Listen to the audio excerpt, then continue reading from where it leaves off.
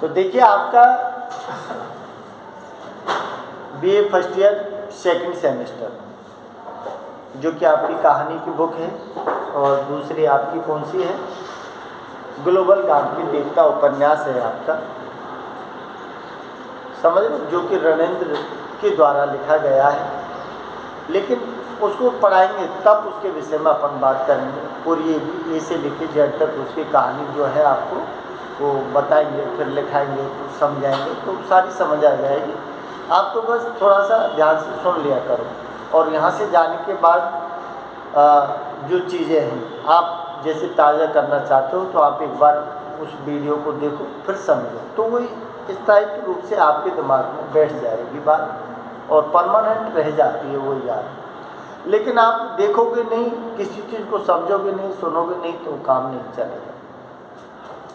तो देखिए अपनी इसमें जो कहानी वाली बुक है आपकी, कहानी के तत्व उसके विषय में मैंने आपको बता दिया है, ठीक है। पहली जो इकाई है आपकी वो किससे संबंधित है, सेकंड सेमेस्टर की पहली जो इकाई है आपकी कहानी की परिभाषा तत्व और उपन्यास की परिभाषा तत्व, इससे संबंधित है। तो इसमें से आपको मैंने कहा है कि कहानी के तत्व पूछे चाहे उपन्यास के तत्व पूछे, सेम है, उनमें कोई परिवर्तन नहीं है, सेम तत्व है, उन्हीं को आपको लिखना है, ठीक है। अब आपकी जो कहानी है, जिसमें ये कहानी मैंने आपको पूछ के रात बताई थी ना, समझ आ गई, कोई दिक्कत, कोई ऐसी कहानी नहीं है उसमें। सिर्फ क्या है कि भारतीय किसान जो है उसकी स्थिति और ऋण जिस तरह से लिया जाता है, ऋण के बोझ तरह भारतीय किसान किस तरह से दबता है और अपनी जीवन भर कमाता रहता है, कमा के उनको देता रहता है, लेकिन फिर भी वो जीवन भर कर्ज से मुक्त नहीं हो पाता है। तो वो कहानी उसमें आपने को बताई थी मैंने। अब देखिए अगली जो कहानी है आपकी वो है उसने कहा था, उसने कहा था। तो चंद्रधर शर्मा गुलेरी दिया है, और चंद्रधर शर्मा गुलेरी जी का जो जीवन, ये गुलेरी है, गुलेरी इनके नाम जो है, नाम नहीं है, ये क्या है, गुलेर नामक, गुलेर नामक स्थान पर जन्म हुआ है इनका, जन्म स्थल इस स्थान पर, गुलेर नामक स्थान पर, जो कहाँ पड़ता है, कांगड़ा, कांगड़ा। अब ये कांगड़ा जो जिला है ये कहाँ पड़ता है, ये हिमाचल प्रदेश में, हिमाचल प्रदेश के हैं मूलतः चंद्रधर शर्मा गुलेरी, जो पुरानी हिंदी के लेखक कहे जाते हैं। चंद्रधर शर्मा गुलेरी गुलेर नामक स्थान पर जन्म होने के कारण इनके नाम के पीछे गुलेरी लगा है, और कांगड़ा जिला जो कि कहाँ है, हिमाचल प्रदेश में दिया है। इनके पिता जो दिखाए हैं, क्योंकि वैसे भी पंडित हैं, और पंडित होने के साथ में हिंदी से जुड़े हुए हैं, तो इनके पिता का नाम जो दिया है वो क्या दिया है, पिता का नाम दिया है शिवराम शास्त्री, शिवराम शास्त्री दिया है,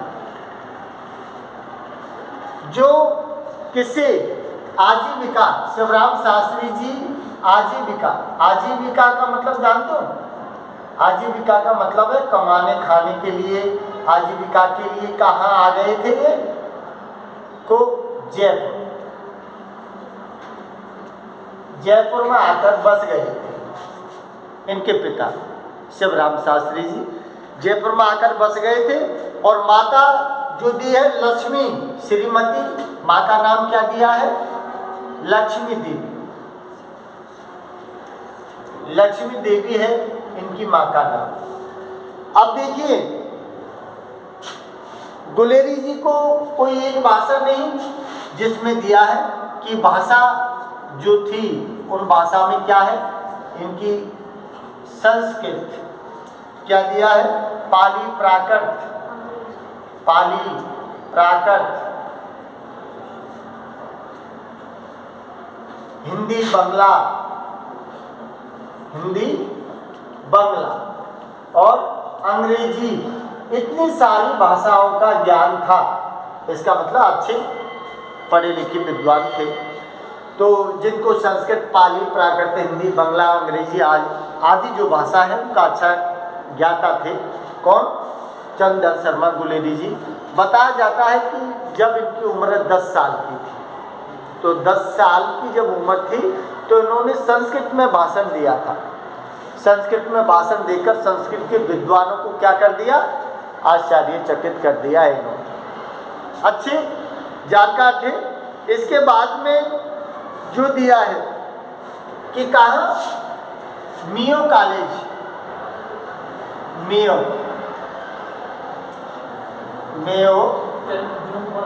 कॉलेज। मियो कॉलेज कहाँ है? अजमेर। मियो कॉलेज अजमेर में क्या रहे? अध्यापक रहे मियो कॉलेज अजमेर में। उसके बाद में आपने नाम सुना है क्या? मदन मोहन मालवीय। मदन मोहन मालवीय ने इनको कहाँ बुला लिया? बनारस। इनकी प्रसिद्धि जब सुनी, इनकी विद्वता के विषय में सुना, तो मदन मोहन मालवीय ने इनको कहाँ बुला लिया? कहाँ? बनारस। और बनारस में मदन मोहन मालवीय ने किसकी स्थापना की थी? BHU। BHU का मतलब क्या है? बनारस हिंदू यूनिवर्सिटी में क्या बने ये? प्रोफेसर हिंदी में, हिंदी विभाग में प्रोफेसर रहे BHU। मदन मोहन मालवीय स्थापना की थी BHU, जो बनारस में है, जिसे अपन बनारस हिंदू यूनिवर्सिटी कहते हैं ना, वो मदन मोहन मालवीय ने स्थापना की थी। तो इनकी जब विद्वता सुनी चंद्र शर्मा गुलेरी की, तो पहले मियो कॉलेज अजमेर, क्योंकि जन्म जयपुर में हुआ है और जयपुर में ही इनका पढ़ाई लिखाई हुई, तो अजमेर में पढ़े हैं, तो अजमेर के यहाँ अध्यापक रहे हैं पहले। उसके बाद मदन मोहन मालवीय ने इनको आमंत्रित किया और कहाँ बुला लिया? BHU बनारस हिंदू यूनिवर्सिटी, जहाँ ये प्रोफेसर रहे। अब देखिए इसके बाद जो दिया है,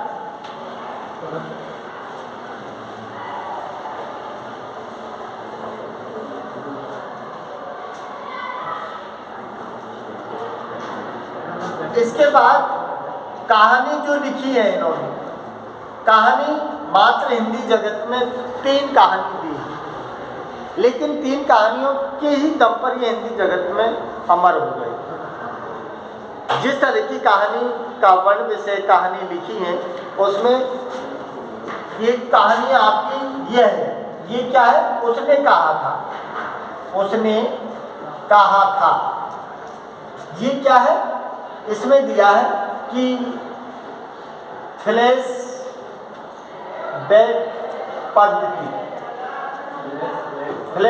पद्धति जिसको बोला है पूर्व दीप्त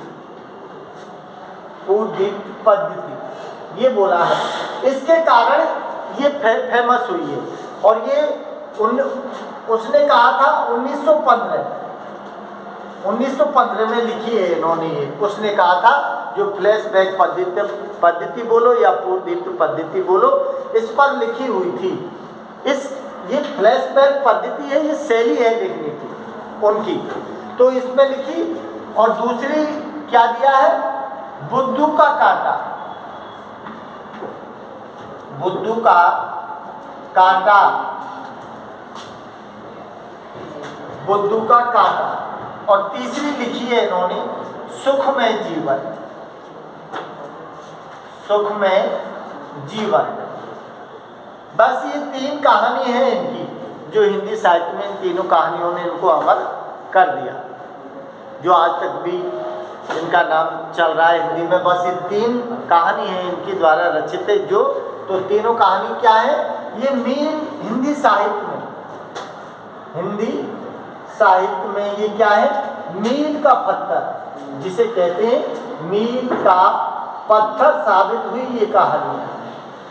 मील का पत्थर साबित हुई ये सारी कहानी इनकी। इसके बाद इन्होंने क्या दिया है? जयपुर से एक पत्र भी निकाला था इन्होंने, समालोचक। समालोचक। समालोचक पत्र का संपादन, समालोचक पत्र का संपादन भी किया था इन्होंने। कहाँ से, ये ध्यान रखना, ये संपादन किया था इन्होंने जयपुर से, नहीं जयपुर से, जयपुर से किया था 1903 में, 1903 में। और ये जो दिया है कि इनके जन्म के विषय में अपन बात कर रहे थे, तो 1883 में जन्म हुआ है और मृत्यु कितनी दी है, 1922, 1922 में इनकी मृत्यु है। 1883 में गुलेज नामक स्थान पर इनका जन्म हुआ है। और इसके बाद में इनकी जो कुछ निबंध हैं, इनके कुछ निबंध हैं जो लिखे गए हैं, इनके शेषनाग की मूर्तियां, शेषनाग की मूर्तियां देवकुल, पुरानी हिंदी, देवकुल, पुरानी हिंदी, संगीत, संगीत, कछुआ धर्म, कछुआ धर्म, आँख, आँख, और दिया है मारेसी मोहू, मारेसी मोहू, कुंठाऊ, कुंठाऊ, मारेसी मोहू, कुंठाऊ। ये इनके द्वारा रचित क्या है, निबंध है, जो हिंदी जगत को दिए हैं इन्होंने। बस इन्हीं सारी बातों को लेकर इन्होंने अपने विचार कहानियों में लिखे हैं। कहानी उनकी 3 है, बस इन 3 कहानियों पर उन्होंने अपना स्थान बनाया है और कुछ निबंध लिखे हैं। तो एक लेखक हैं, निबंधकार हैं, कथाकार हैं और संपादक के रूप में भी जिन्होंने कहानी, संपादक के रूप में भी जिनको जाना जाता है। तो ये थोड़ा सा उनका परिचय, जानकारी, ये आपको क्वेश्चन जो है उसकी भूमिका में लिखने के लिए सारी बातें काम आती है, तो थोड़ा सा नोट कर लो, ठीक है।